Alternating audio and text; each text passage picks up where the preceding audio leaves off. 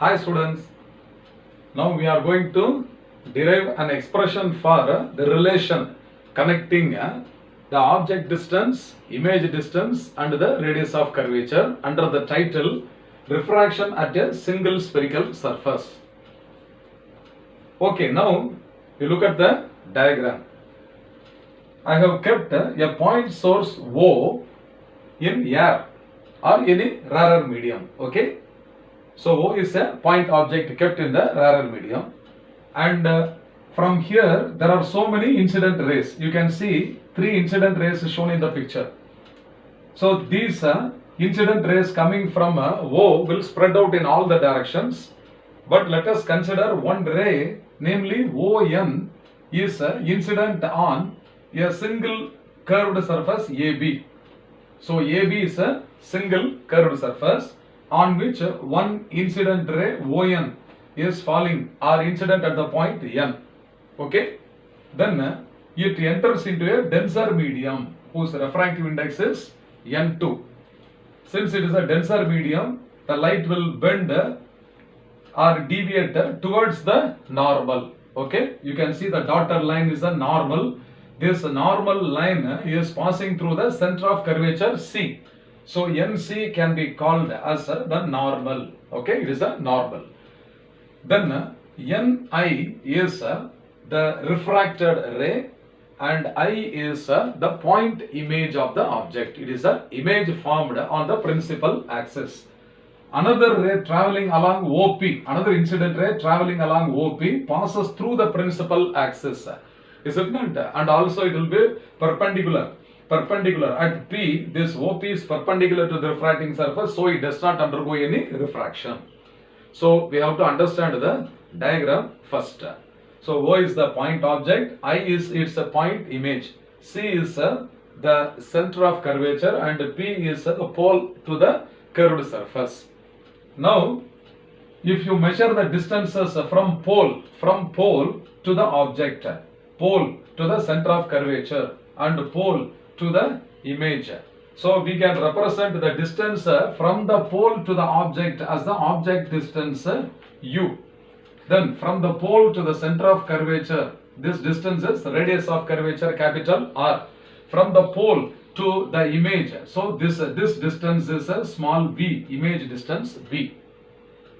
Then the refractive index of the first medium is N1, the refractive index of the second medium is N2.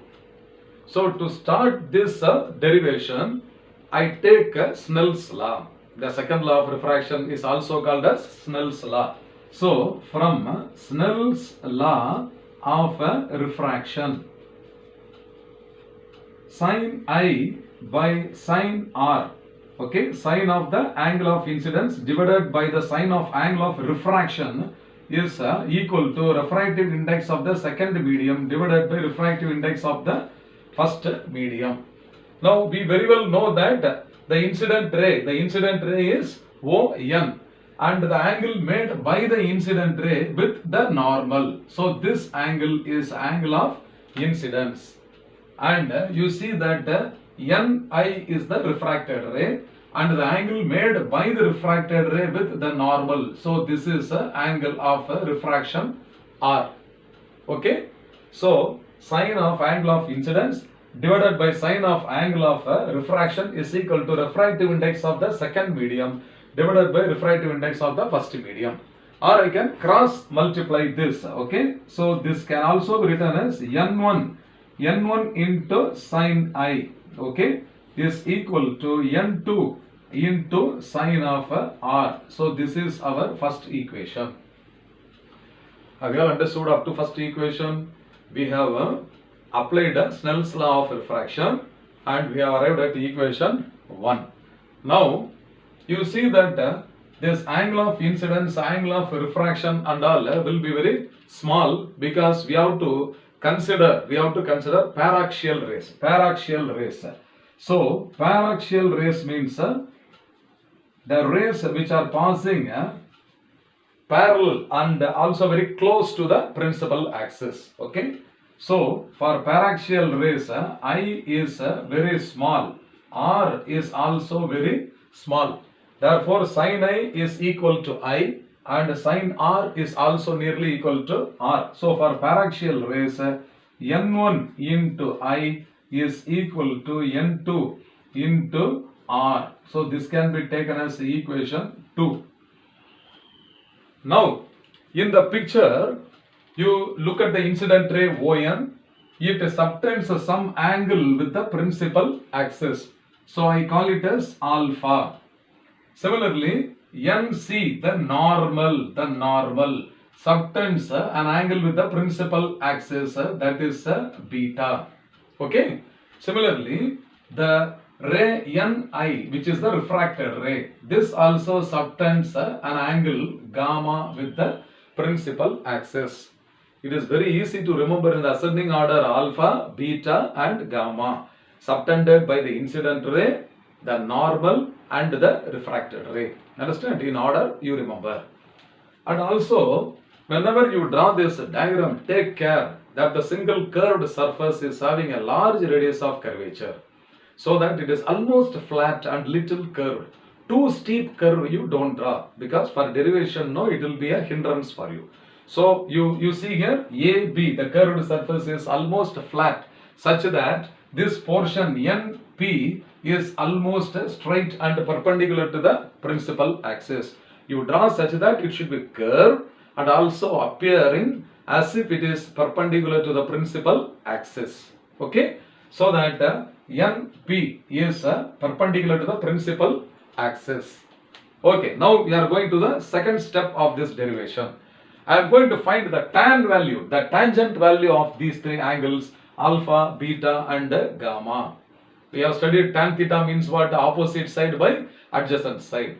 So what is tan alpha, tan beta and tan gamma? You are going to tell me now. Okay. So first I will take what is tan of alpha. Tan alpha. So tan alpha is equal to Pn, opposite side is Pn divided by Po. Always you have a practice of writing the distances starting from the pole P. So OP by NP you don't write. Always have a practice in optics to measure the distance from the point P. Understand?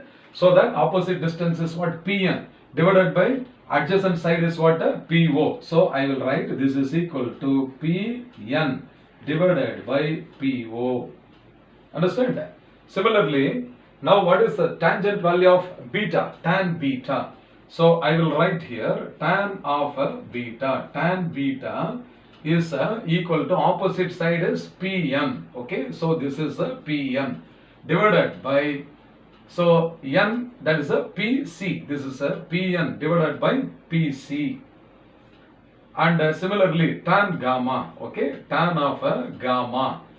So this is gamma, opposite side is Pn divided by Pi. So this is Pn divided by Pi. And while writing itself, you must be very thorough that the numerator of all these three tangent values will be the same, that is Pn. Understand? And for alpha, it is denominator is Po, that is object distance. And for tan beta, the denominator is what? Pc, the radius of curvature. And for tan gamma, the denominator is what? Pi, that is the image distance. This is the sequence you have to remember. Okay students, now again the same condition for paraxial rays which are very close to the principal axis. These angles also will be very small, is it not? So tan alpha is nearly equal to, so this is nearly equal to alpha itself. And this is nearly equal to beta. This is nearly equal to gamma. Why? For paraxial rays which are very close to the principal axis. Okay. So alpha, beta and gamma we have written. Okay. Now you see here in two triangles. I am going to consider two triangles. Namely, you see here this triangle NOC and NIC. NOC and NIC. These are the two triangles you will have to now concentrate. So in triangle, okay, in triangle NOC. Now you see here, this is the point N, this is the point O, and this is C. For this triangle NOC, can you all see that this angle I is exterior angle? Is it exterior angle or not? You see here alpha is interior, beta is interior, and this angle is interior, while I is exterior angle. So angle I, exterior angle, is equal to the sum of the two opposite interior angles. So this is alpha plus beta. Okay, so this is now equation 3 for us.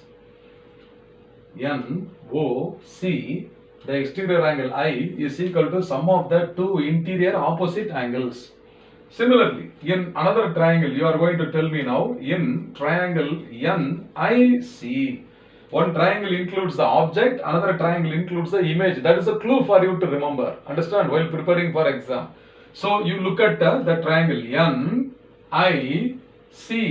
So the two interior angles are R and gamma. The exterior angle is beta. So beta is now equal to R plus gamma. Okay, R plus gamma. Okay, so beta is equal to R plus gamma. I need an expression only for the angle of refraction R. Therefore, what is R must be equal to from this beta minus gamma. So this is equation 4. I is equal to alpha plus beta is equation 3. R is equal to beta minus gamma is equation 4. Now we are going to substitute equations 3 and 4 in place of I and R in the second equation. Understand? In the second equation, N1 into I is equal to N2 into R. Is it not? So now equation 2 implies. So what is equation 2 now? N1 into, instead of angle of incidence I, shall I substitute alpha plus beta? Okay, so I will put a bracket, it will be easy for us. So this is alpha plus beta, and this is equal to N2 into R. N2 into angle of refraction R is equal to what? Beta minus gamma. So this is beta minus gamma. Again open the bracket now. N1 into alpha plus N1 into beta is equal to N2 into beta minus N2 into gamma. Now all the beta terms I will take it to the right hand side. Understand? So this becomes N1 into alpha. This minus comes here as plus N2 into gamma. N2 into gamma. So this is equal to N2 into beta minus N1. So common factor is beta. Understand? N1 alpha plus N2 gamma is equal to N2 minus N1 into beta. So this can be called as equation 5. Very simple it is. Up to this, have you understood? Okay. Now already we have got expressions for alpha, beta and gamma. These angles are very small. Therefore, the tangent value is equal to the angle itself. Therefore, instead of alpha, beta, gamma, what I am going to substitute is this Pn by Po, Pn by Pc and Pn by Pi. Understand? So now N1 into alpha. So this is N1 into, instead of alpha, I am going to substitute what? Pn by Po. So this is what? Pn divided by Po. Plus N2, okay, plus N2 into gamma. So instead of gamma, Pn by Pi. So this is Pn divided by Pi. This is equal to N2 minus N1 into beta. Instead of beta, I can substitute Pn by Pc. Is it not? So into, this is Pn divided by Pc. You can guess now which term is common on both sides can be cancelled. Yes, of course, Pn can be cancelled. So Pn is cancelled on both sides. So this becomes what? N1 divided by Po is plus N2 divided by Pi. Okay, this is equal to N2 minus N1 divided by Pc. Understand? Okay, now the distance from the pole to the object is called object distance. The distance from the pole to the image is called image distance. And the distance from the pole to the center of curvature is called what? Yes, radius of curvature. Now I am going to apply sign conventions. You have to remember always, all distances must be measured from the pole only. Okay. If you measure any distance along the direction of light means it is positive. Any distance opposite to the direction of light means what? It is negative. Okay. Now look at the refracting surface AB. Okay. It is curved. Okay. Towards the right. So the radius of curvature of this surface AB is pointed towards C on the right hand side. On the right hand side, along the direction of light. Is it not? So this PC is positive. PC is positive. And you measure the distance from the pole to the object. From the pole to the object, we are going against the light, opposite the direction of the light. So it is negative. Understand? Whereas image is found on the right side, inside the denser medium. So from the pole to the image, once again we are proceeding along the direction of light. So object distance PO is negative. Understand? Image distance as well as radius of curvature both are positive. So from sign conventions, okay, from sign conventions, pole to object distance PO is equal to negative. So it is minus of U, and PI is positive. So it is plus V, and PC is positive and plus R, the radius of curvature. So object distance is negative. I am going to substitute in place of PO is equal to minus U. So this is minus N1 by U or N1 by minus U. Both are one and the same. Okay. Plus N2 divided by N2 divided by V is equal to N2 divided by V is equal to N2 minus N1. So N2 minus N1 divided by R. Okay, or we can write in order N2 by V. Okay, N2 by image distance V minus N1 by object distance U is equal to N2 minus N1 divided by R. So this is the very important equation. So we have derived this equation.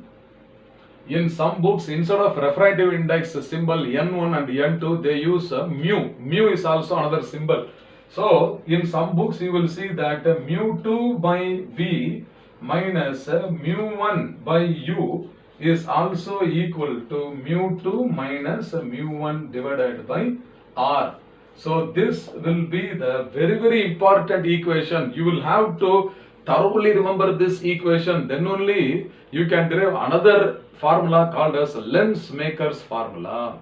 Based on this, we are going to derive the next derivation, namely lens maker's formula. I hope you must have understood very well, okay, what is meant by refraction at a single spherical surface and what is the main equation to be derived. It's a 5-mark question in the board examination, both in our TamilNadu syllabus as well as the CBSE syllabus. I hope you must have understood well. Fine.